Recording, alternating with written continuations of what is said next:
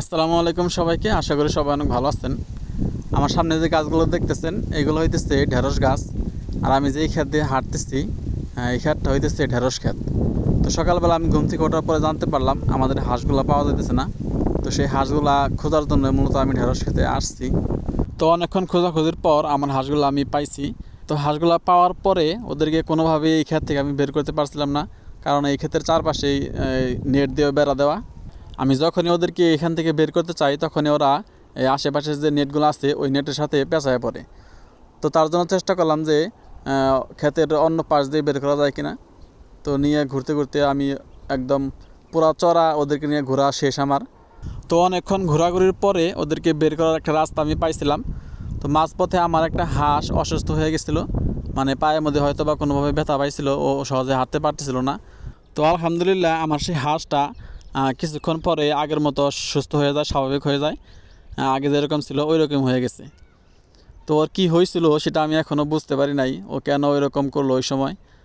দেখেন ও কোনোভাবে হাঁটতে পারতেছে না। হ্যাঁ, তো তার কিছুক্ষণ পরেই ও সুস্থ হয়ে যায় এবং আমার খামারের হাঁসগুলোকে আমি সুন্দরভাবে আমাদের বাড়িতে নিয়ে আসি।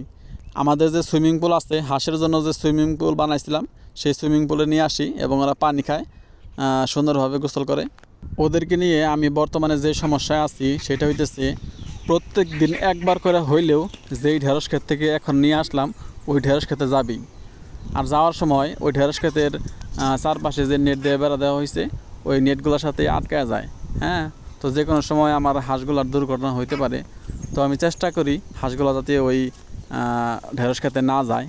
তো হাঁসগুলো নিয়ে আসার পর হাঁসের সুইমিং পুলে যে পুরাতন পানি ছিল আগের, সেই পানিগুলা নোংরা হয়ে গেছিলো। তো ওই পানিগুলা ফালাই দিয়ে এখন নতুন করে আবার পানি দিব। প্রত্যেক দিনে আমি এই আমার হাঁসের খামারে যে পানির পাত্রটা আছে চারি, যেখানে হাঁস গোসল করে এবং পানি খায়, সেই পাত্রটা আমি প্রত্যেক দিনই একবার করে পরিষ্কার করে দেই এবং নতুন পানি দেই। তো দেখতেই পাইতেছেন হাঁসের চারিতে নতুন করে পানি দিতেছি। তো যাদের জন্য পানি দিতেছি তারা ওই পাশে বেগুন গাছের নিচে বসে বিশ্রাম নিতেছে। আমি আপনাদেরকে দেখাই, এই দেখেন এখানে ওই যে ওরা সবাই বসে বসে বিশ্রাম নিতেছে। তো যখন পানি দেওয়া শেষ হবে তখন আবার ওরা এখান থেকে উঠে ওদের যে সুইমিং পুল ওইখানে চলে যাবে গোসল করার জন্য। এই পানি মোটামুটি দেওয়া শেষ হয়েছে, মোটামুটি বোঝাই হয়ে গেছে। তো এখানে পানি দেওয়া শেষ হইলে আমি আমার গরুর খামারে গরুর জন্য গরুর চারিতে পানি দেব। এই যে এখানে আমার গরু আছে একটা। তো আমার খামারে বর্তমানে এখন একটাই গরু আছে। তো আমি এখানে আসার সাথে সাথে ও ওর মুখটা আমার দিকে বাড়া দিতেছিল যাতে আমি ওরে চুলকায় দেই। তো অনেকক্ষণ ওরে চুলকায় দিলাম এবং যে পর্যন্ত আমার খামারের চারি বোঝাই হইতেছিল না সেই পর্যন্ত ওরে চুলকায় দিছি। আমার খামারের এই গরুটা হইতেছে দেশি গরু।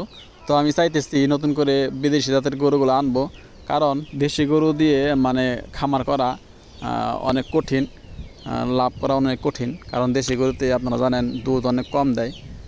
তো আমি চাইতেছি নতুন করে বিদেশি জাতের গরু আনবো, হলিস্টিয়ান ফ্রিজিয়ান বা অন্যান্য জাতের গরু যেগুলো আছে ওইগুলা।